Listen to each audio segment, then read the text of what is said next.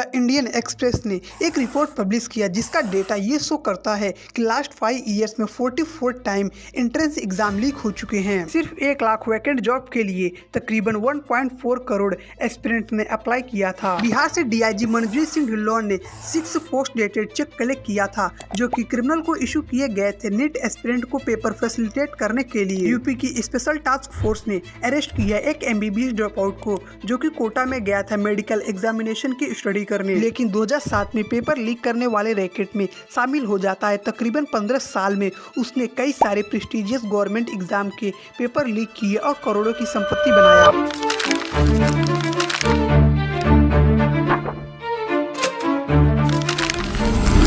14 जून ये डेट था नीट के रिजल्ट का, लेकिन 4 जून को ही नीट का रिजल्ट NTA ने पब्लिश कर दिया, जिस दिन पूरी इंडिया की मीडिया इलेक्शन के रिजल्ट की होड़ में लगी थी। NTA ने एक डेटा पब्लिश किया जिसे देख के एस्पिरेंट, टीचर और बड़े बड़े इंस्टीट्यूशन के सिर चकरा गए, क्योंकि नीट के एग्जाम में ये पहली बार था कि 1-2 नहीं बल्कि 69 स्टूडेंट 720 मार्क स्कोर करते हैं। ये डेटा एस्पिरेंट के बीच तूफान सा खड़ा कर देता है। स्टूडेंट ने प्रोटेस्ट किया, PW जैसे बड़े इंस्टीट्यूशन ने सुप्रीम कोर्ट में अपील भी डाली। इनकॉम्पिटेंट मिनिस्टर को अब रिजाइन कर देना चाहिए, उनसे नहीं हो पा रहा है, वो ये मान ले। हमारे जो एजुकेशन मिनिस्टर है, सरकार बनते ही उनका पहला एग्जाम में कैंसिल कर दिया गया, तो क्या उनकी जिम्मेदारी नहीं है? और सिर्फ एक हफ्ते के अंदर एजुकेशन मिनिस्टर धर्मेंद्र प्रधान ने एक नोटिफिकेशन दिया कि UGC नेट का पेपर डार्क नेट पे लीक हो चुका है। और पेपर लीक का कॉज ये होता है कि डॉक्टर सर्जरी के दौरान में पेशेंट के पेट में सीजर भूल जाते हैं। कई MBBS डॉक्टर को ये नहीं पता रहता कि इमरजेंसी में पेशेंट को कौन सा ट्रीटमेंट देना है। पेरेंट ब्राइब जैसे क्राइम को करने के बाद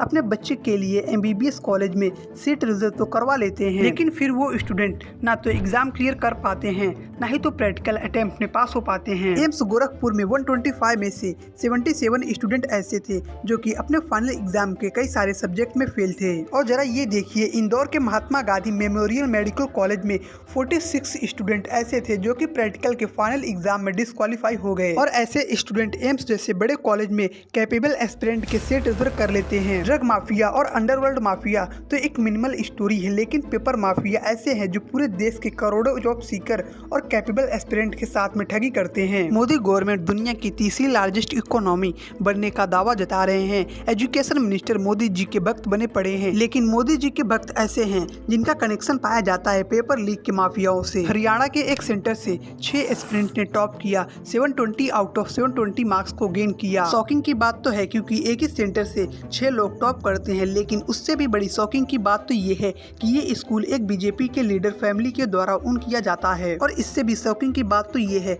कि 2 एस्पिरेंट ऐसे थे जिनको 718 और 719 मार्क्स मिलते हैं, जो कि NTA के टेक्निकल रूल के हिसाब से इम्पॉसिबल हैं। चलिए आपके सामने कुछ ऐसे कोइंसिडेंस दिखाता हूं जिसके बाद आपको लगेगा कि ये NTA में कौन सा गेम चल रहा है। यह एक स्टूडेंट का OMR सीट है जिसे कैलकुलेट करने के बाद 368 मार्क्स होते हैं, लेकिन NTA ने जब रिजल्ट पब्लिश किया तब उसके मार्क्स 458 होते हैं। अब क्वेश्चन ये है कि NTA ने किस जस्टिफिकेशन पे इस एस्पिरेंट के 85 मार्क्स बढ़ा दिए। चलिए आपको दूसरा इंसिडेंट सुनाता हूँ। गुजरात के गोधरा के पंचमहल एरिया में एक स्कूल था जहाँ के नीट के सेंटर में एक ही रूम में 16 अलग अलग स्टेट के एस्पिरेंट बैठे थे और इन सभी 16 एस्पिरेंट के OMR सीट को वहाँ के टीचर्स फिल कर रहे थे। लेकिन थोड़ा सा शॉकिंग पॉलिटिकल कनेक्शन के डॉट देखिए जो पेपर माफिया के लिए रास्ते खोलते हैं ऐसे बड़े एग्जाम में धांधली करने के लिए। इंडिया टुडे मीडिया एजेंसी ने एक स्टिंग ऑपरेशन किया जिसमें एक ऐसे व्यक्ति का इंटरव्यू किया जिसका नाम विजेंद्र गुप्ता है, जिसके ऊपर पिछले 24 साल में मल्टीपल गवर्नमेंट एग्जाम के पेपर लीक करने के आरोप हैं।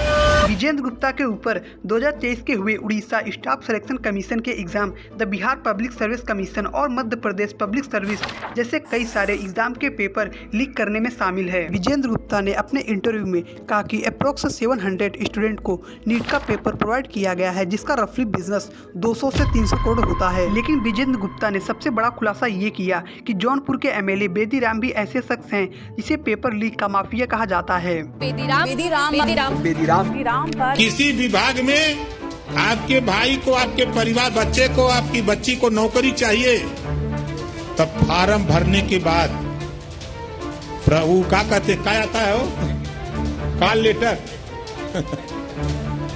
एडमिट कार्ड या कॉल लेटर जो भी कहते हो भाई, कॉल लेटर, जब कॉल लेटर आ जाए तो कॉल कर लेना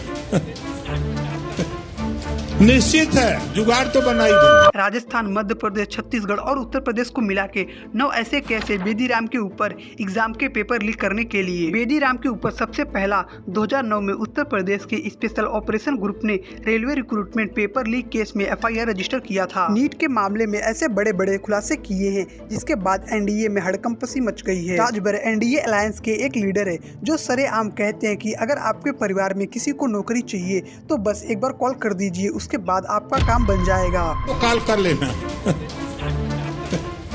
निश्चित है जुगाड़ तो बना ही देंगे। रंजीत डॉन ये एक ऐसा व्यक्ति है जिसके नाम पे कई सारे गवर्नमेंट एग्जाम के पेपर लीक के आरोप है। 2003 में सबसे पहले रंजीत डॉन के ऊपर IIMS में एंट्री दिलाने वाली कैट टेस्ट में पेपर लीक के आरोप के बाद CBI ने अरेस्ट किया था। ये सभी पेपर लीक के एलिगेशन के बावजूद बीजेपी ने रंजीत डॉन को 2015 में लेजिस्लेटिव काउंसिल के इलेक्शन के लिए कैंडिडेट बना दिया था।